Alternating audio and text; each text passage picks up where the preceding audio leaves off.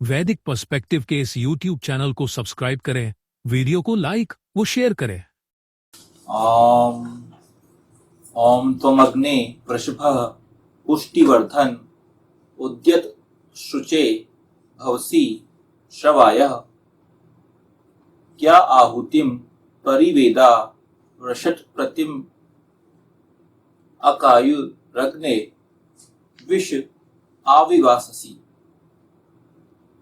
तुम हे अग्नि वृषभ हो, पुष्टिवर्धन उद्यत शुच्र में श्रवण किए जाने योग्य होते हो, जो वृषटकार युक्त आहुति को जानते हो, एक आयु हो, सर्वप्रथम प्रजाओं में भली भांति विविध प्रकार से निवास करते हो।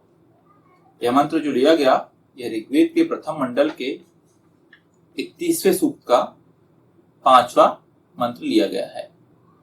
इस मंत्र के जो ऋषि हैं वह भगवान हिरण्यस्तुप आंगिरस हैं, और जो इस पूरे सूक्त का जो देवता अर्थात दिव्य विषय है वह है अग्नि, अर्थात प्रकाश की ओर ले जाने वाला। छंद जो है वह है गायत्री और स्वर है वह है दैवत। इस पूरे सूक्त में अग्नि की विशेषताओं के बारे में बात चल रही थी कि अग्नि किस तरह का होना चाहिए। अग्नि मतलब वो जो स्वयं प्रकाशित है और दूसरों को प्रकाश की ओर ले जाने वाला, खुद इनलाइटन है, खुद समझदार इंसान है, खुद ने उसकी खुद की उपलब्धियां हैं, और अब वो बाकी लोगों को भी अपनी उपलब्धि के द्वारा, जो लोग बाकी लोग जो उससे इंस्पायर होते हैं, बाकी लोग जो उस अग्नि को देख के उसकी तरह बनना चाहते हैं, तो उन लोगों को भी गाइड करने का काम करता है। तो यहाँ पे अग्नि की विशेषताओं के बारे में बात चल रही है। इस मंत्र में जो मेन विशेषता के बारे में बात चल रही है वह उसके पौरुष की बात चल रही है। अभी आएगी, मतलब अभी इस मंत्र में जो ये मंत्र का जो हमने पदार्थ लिया उसमें वृषभ बोला गया है, तो मतलब यहाँ पे अग्नि को वृषभ बोला गया है। वृषभ मतलब उसका आप अलंकारिक तरीके से ले सकते हैं कि ऐसा पुरुष जो कि जिसका पौरुष बहुत बलवान है, क्षमतावान है, तो उस तरह से इसको लिया गया है। इसको हम लेंगे, इसका फुटनोट है पहला, तुम हे अग्नि वृषभ हो। त्वम अग्ने वृषभः। कामसूत्र के अनुसार पुरुषों के 3 प्रकार होते हैं, शश, वृषभ तथा अश्व। पुरुषों का यह वर्गीकरण उनके मेल ऑर्गन के आधार पर किया गया है। इस मंत्र में अग्नि को वृषभ कहा गया है, जो शारीरिक रूप से शक्ति संपन्न तथा वीर्य वर्षा करने में सक्षम होता है। देखिए, जब वेद बात करता है पुरुष की, औरत की, उनके जीवन की समस्याओं की, तो वो क्लियर कट किसी भी सब्जेक्ट को डील करने में वेद में कोई झिझक नहीं होती। वेद के मंत्रों में ऐसा नहीं कि यार नहीं, ये इस बारे में क्यों हम बात करेंगे, ऐसा कुछ नहीं।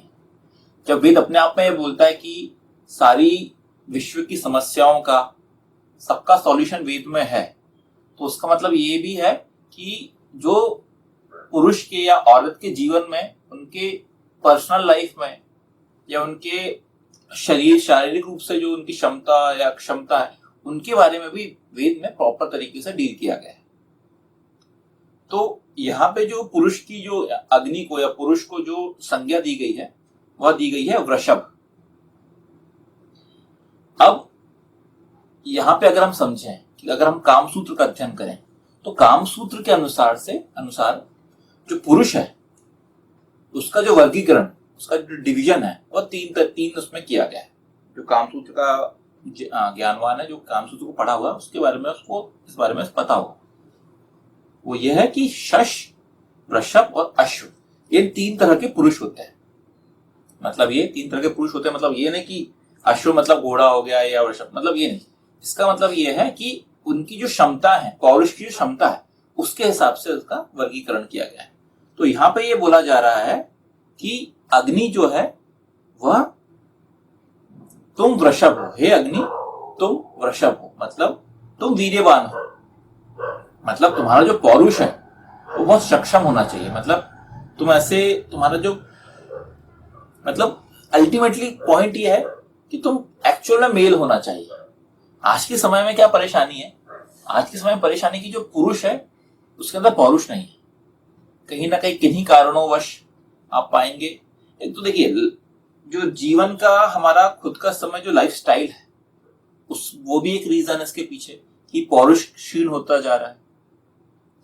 फिर हमारा खान पान जो है, फिर आप बोल सकते हैं कि पॉल्यूशन जो है, ये इतनी सारी जो चीजें हैं, खाने में जो आप अनाज वगैरह खा रहे हो उनमें जितने ज्यादा रसायनों का यूज किया जा रहा है, बहुत सारे केमिकल्स वगैरह इनका यूज किया जा रहा है। अल्टीमेटली पूरी जो जीवन है, इस जीवन में हर कोई जो भी है वो सिर्फ और सिर्फ पैसा कमाने में लगा हुआ है। किस तरीके से इसको कमर्शलाइज किया जाए, कैसे उससे पैसा बनाया जाए। तो क्या है, हमारा जो खान पान है, हमारी जो सब्जियां हैं, हमारा जो वायु है, हमारा पीने का जो पानी है, या हमारा खुद का डेली जीवन का जो लाइफस्टाइल है, मतलब कैसे हम जीवन जीते हैं, कब उठ रहे हैं, कब सो रहे हैं, क्या खा रहे हैं, कितने बजे खा रहे हैं, कितने बजे नहीं खा रहे हैं, ये सब चीजों का असर आपकी बॉडी पे पड़ता है। और उस असर के कारण जो पौरुष है वो क्षीण होता जा रहा है।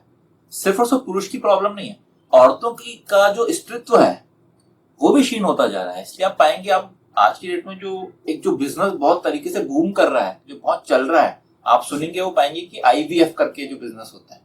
आईवीएफ क्या मतलब, क्या जिनमें कृत्रिम तरीके से आप बच्चे को पैदा करने का प्रोसेस करते हैं।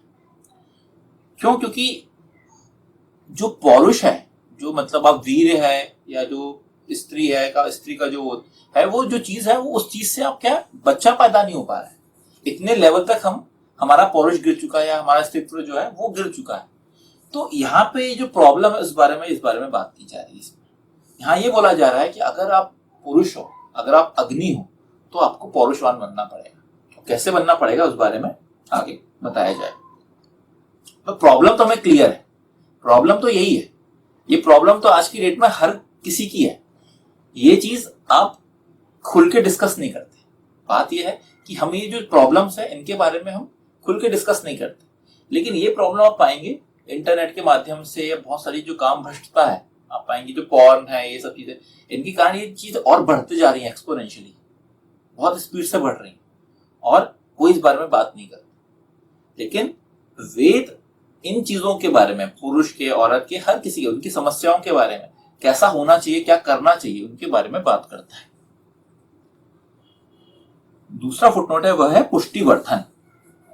पुष्टिवर्धना, अग्नि को अपने शरीर पर पूरी तरह ध्यान देना चाहिए तथा हष्ट पुष्ट और अभिवर्धित होना चाहिए।